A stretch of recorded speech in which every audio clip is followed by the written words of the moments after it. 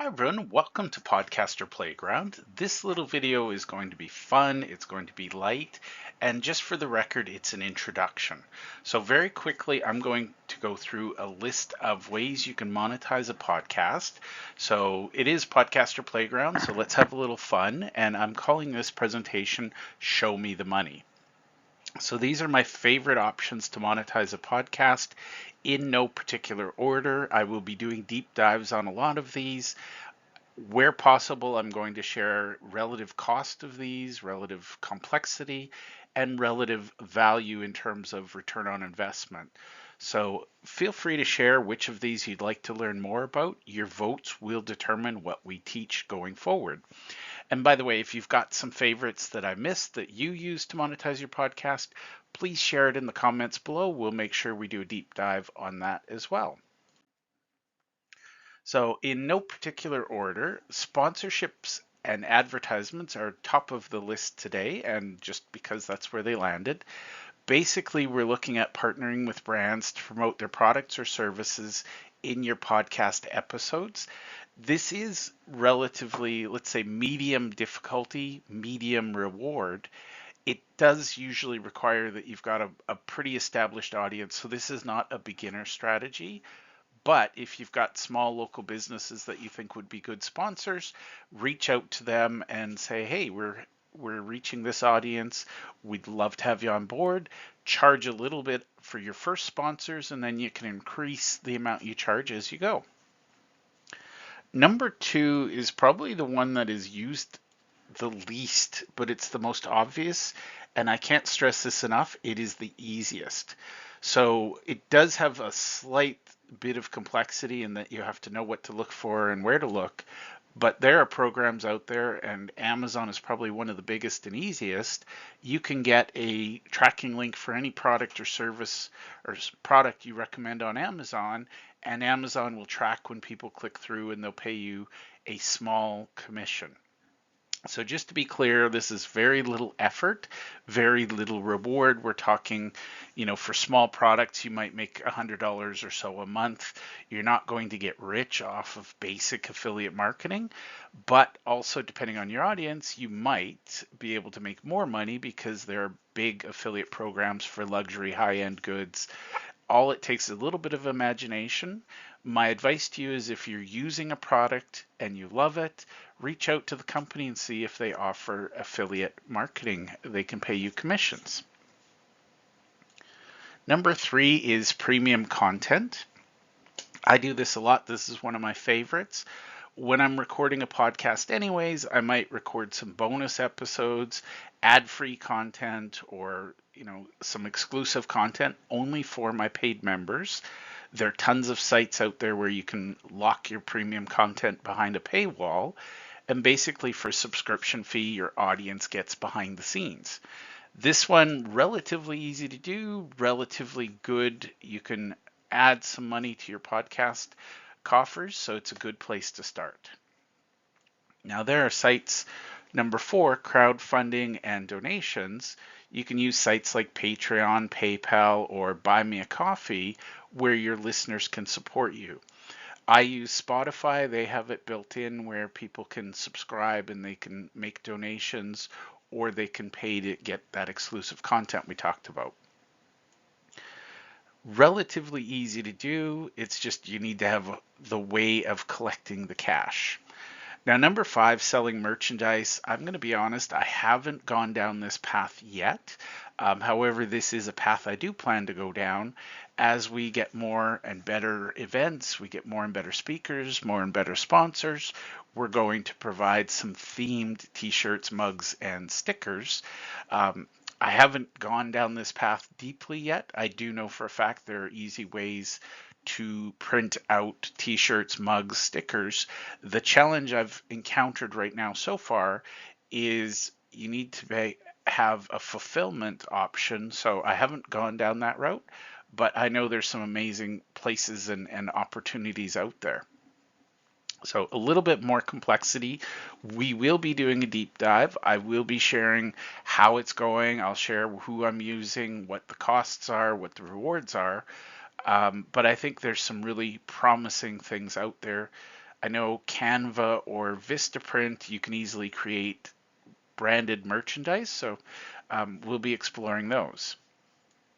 Now, number 6, live shows or events. We can have secret events or public events, but you can charge admission, have a live podcast recording, or a special event. The complexity on this is not high. You can use LinkedIn events, for example. You just need, or Eventbrite, or there's another one, it'll come to me. We'll do a deep dive on this. I do this all the time, and again, it's good. It's a good way to build an audience. It's a good way to get to know your people. I love to have Q&A events or meet the author events, but not a hard thing to implement and reasonable returns. I have workshops where we charge $90 a person. You get 10 people to come. That's a nice little $900 paycheck. Not saying you're going to get rich off of it, but it's a good way to grow your podcast and put that crowd money towards growing your podcast, getting better quality, things like that. Now, number 7 on the list is online courses or workshops.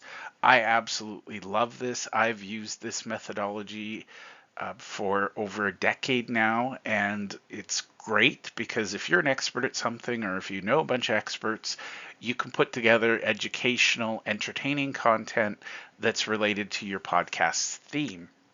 And those can be evergreen. You can put it up on something like Simplero or Teachable, or Thinkific, and basically they're evergreen. You can just keep promoting them. If you're going to make money off of your podcast, the best way to make money off your podcast is to sell the things that you know and love. Now, number 8 is probably my favorite, and this is sort of uh, a hidden one that most people don't necessarily know they can do. But if you have expertise at something, if you're an expert at something, you can offer your consulting in a niche area for a fee. And by the way, you can also offer, your guests can offer a consulting service and they can pay you a referral fee. It's a really good high value. Now, the secret to this is not for beginners. You have to be an expert at something, or at the very least, you need to know more than the average person, and you can get paid to help others solve that problem the way you've solved it. So, for example, there's a lot of consultants out there that help people grow their podcast audience. We're going to be featuring some of them. It's a good way to help others and earn some money. So the bad news is this usually requires some expertise. So you've had to spend some time developing expertise. The good news is it's usually high end. I'm seeing people who are charging upwards of 500 or 1,000 per hour for consulting services. And the beautiful thing about your podcast, you get to meet all kinds of great people. Your audience, if they know, like, and trust you, they'll reach out. But think about what problems you could solve for your audience that you could sell as a consulting service. Now, number 9 is by far my favorite. It adds complexity, but I've seen many, many instances where podcasters grow their audience and make more money and get invited to be co-guests on other podcasts because they wrote and sold a book. Now, there is the concept of writing a book related to your podcast, or there's a book in you about your expertise. But basically, if you write and sell a book, the book itself can help you generate revenue. Now, this is a little bit more complex. It takes a little bit of effort. You have to know a little bit about writing, or you have to work with a ghostwriter. But it can be very lucrative because it gets you in places that nobody else would let you in because you haven't written a book. But by virtue of having written a book, people want you, they'll invite you to speak. Which of course leads to number 10, speaking engagements. A lot of people, when they start out, they'll speak anywhere, they'll speak for free because they want the experience. once you've gotten comfortable being a podcaster, once you've gotten comfortable with your expertise, you can start charging fees to speak at events or conferences. Now, this is a little bit more complicated. You need to understand the dynamics of speaking in person versus online. You need to understand your worth. But I am seeing people in the speaking space, depending on the audience and the size of the group, um, it's not uncommon to charge $500 an hour minimum. I've seen speakers, obviously really high end, they have a big following, they're getting paid 25,000 for a couple of hours. So it's very, very lucrative, but to be fair, it's something you earn. You don't just wake up and say, I'm going to be a keynote speaker today. So for me personally, I feel that speaking engagements is one of the main reasons you want to monetize your podcast. It's one of the main reasons you can. Therefore, it's one of those skills while you're doing everything else, you work on your speaking skills. And there's great resources like Talk Like TED, anything on the TED Talk series. But there's many, many speaking coaches. I assure you, this is probably my favorite. Other than book deals, speaking engagements can be the most lucrative for a podcaster. So the two of them, well worth the effort. It just, like I said, takes a little bit of time.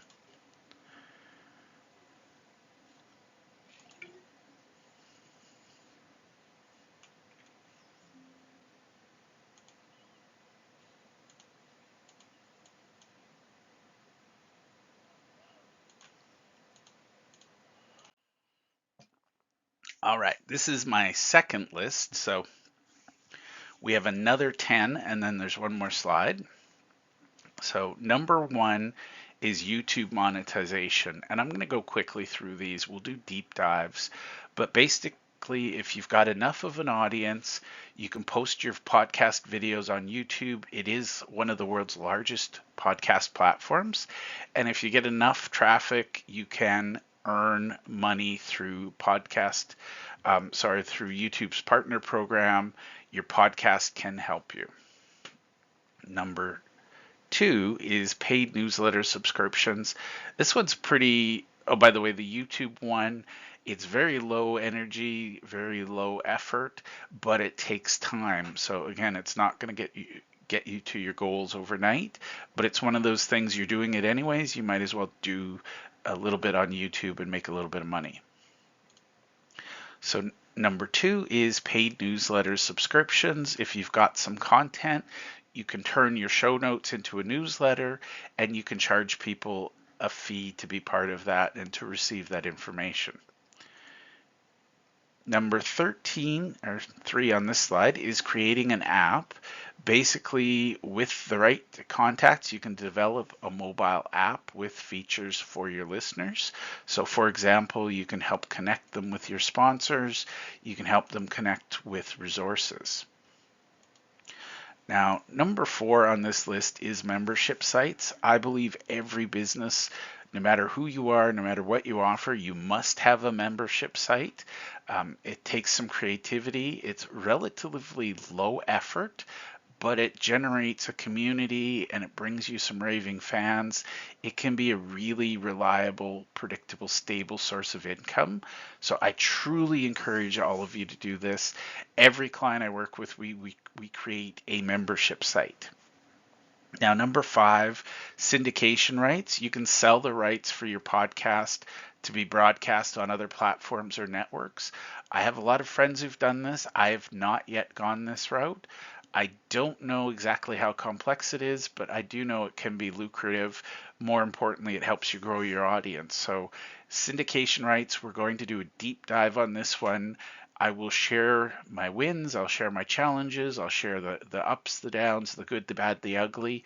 I believe it's a good path. As I said, I'm about to explore it. Now, on the last slide, we talked about consulting services. Number 6 here, we're going to talk about coaching services. So if you know, and by the way, becoming a podcaster and being really good at it, you're going to develop an expertise. You're going to get really good at listening to people, asking good questions. It's easily something you can do is then transform your knowledge. You're going to learn a lot. You can offer it for coaching services. Now, I'm going to be careful here because I believe that coaching is one of the highest value, highest forms of service to your fellow human being. But I would urge you to get the certification, get the skills, get the expertise. Don't just say I'm a coach. Earn that stripe. So coaching is very lucrative, but it does take time, and really truly don't self-teach. Learn from someone, get a mentor, join a program. Coaching can be very lucrative, and it's a great way to offer value to your community. Now we'll talk about corporate sponsorships. This is more advanced. It takes a little bit of effort. You've got to have a community, but you can help them with brand promotion and sponsorships. Number 8 is dynamic ad insertion. You can use technology to insert ads into your podcast episodes. Personally, I prefer to insert my own ads because I make $1 for every dollar I earn through those ads. Whereas if a big company is paying me, they're going to pay me a few cents on the dollar. So personally, I'd rather promote my own stuff. But if you've got room or the technology, dynamic ad insertion is pretty simple to set up. It's low reward, but it's low effort. So if you think about it, maybe it buys you a cup of coffee every day. It's probably worthwhile. Now, number 9 is similar to membership sites, but creating a paid curated community or forum where you can share ideas, you can invite people. It's relatively easy now. You can set up most, WordPress has plugins, Simplero has that community element. And basically, people are paying to be in and around your community. And then number 10, we have licensing content. This is something that's relatively easy. It's relatively low risk, but it's also low reward unless you're really, really exceptional. But you can charge other people to use your content on other media or platforms. And our last 5, again, no specific order. Number 1 is guest appearances. You can charge to be a guest on other podcasts or shows. This depends. I'll be honest, it's relatively new to my space. I'm seeing people who are doing this and I'm curious. I'm going to explore it. But basically, you're getting paid to be a guest on someone else's show. Now, to do that, you have to have a skill set, you have to have experience. They have to see you as bringing value to their show. Now, we talked about workshops. Let's talk about webinars, virtual events, virtual conferences. Again, really lucrative if you've got the ability to create webinars or online events. And by the way, if you're not comfortable doing it yourself, there are tons of people out there who do this kind of thing. Partner with them. They can handle the logistics. You handle the content. Now, we talked about advertising and promotion. Native advertising is just creating custom content or episodes that are sponsored by a brand. Think of it in the magazine world, they called it the advertorial, where you could do a product review, product placement. All I can say with advertising is personally, I'd rather promote my own things. But if you've got big enough sponsors, they'll pay you if you have a big enough audience. So why not? Again, it's a little bit, we're going to do deep dives on all of these. The next one, number 4, is ebooks and digital products. I'm a big fan of ebooks, guides, templates, checklists. They're low effort, high reward in terms of, if you've created an ebook, you can sell it for $7. If you've got a big enough audience, they'll buy it. Again, you're not going to get rich, you're not going to quit your job, you're not going to retire, but it might be enough to cover production costs. And then the final one is brand partnerships. Let's say you're really, really passionate about a clothing line or jewelry line or cosmetic line. Why not reach out to them and say, we'll promote you on every show, we'll show do tutorials, we'll have behind the scenes, we'll show people how to use it, create collaborative projects. This can be incredibly lucrative. However, it does take a lot of effort because first and foremost, you have to have a big or rapidly growing audience. Now, sometimes the right partnerships can help you grow that audience, but for now, just think about this as a startup. One of the things I talk to a lot of startup podcasters, as a startup, think about your long-term strategy. Pick the things you need to do today that will bring in cash flow for you today, that will help you monetize your podcast, and then start to plan once you can breathe a little, once you're self-sustaining. I know a lot of podcasts can be draining. Get your podcast to the point where it's contributing cash to your pocket, it's self-sustaining. Over time, then you can do this. So this is just an introduction. I hope this was useful for you. I'd love to hear in your comments below which of these you've used before, which worked for you, which didn't, why they worked, why they didn't. But what we're going to do with this series is we're going to do deep dive. I'm going to do a lot of research. I'm going to figure out who the experts are. I'm going to figure out who we should be listening to, who we should be following, and I'm going to share step by step how we actually go down these paths. And just for fun, I'm going to share the time spent, the energy, the attention, the money. I'm going to share everything in terms of what it cost us, relative effort, relative cost, and then I'm going to share the reward side. So this is going to be truly transparent, and I have no idea what to expect. Out of 25 things that we've shared, history tells me that 20% will be amazing and 80% will be flops. So somewhere in here, I suspect there are 5 options that will help each of you promote and earn more money from your podcast. Full disclosure, I'm going to say with absolute 100% confidence, the 5 things that work for you are going to be different than the 5 things that work for somebody else. So my advice to you, check out the experiments that we do, follow the processes, and do your own research and decide for yourself which ones are going to work. My biggest advice, pick some easy ones, develop a little bit of confidence, develop a track record, and then you can look at the more complicated.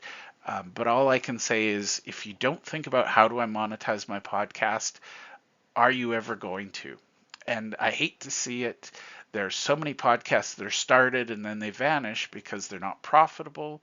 People are burning out. So if you can generate revenue from your podcast, it's a great way to guarantee you'll be around for years producing great content. Love to hear your thoughts. Subscribe to our playlist. We'll be doing more deep dives, and I'd love your comments and feedback. Thank you.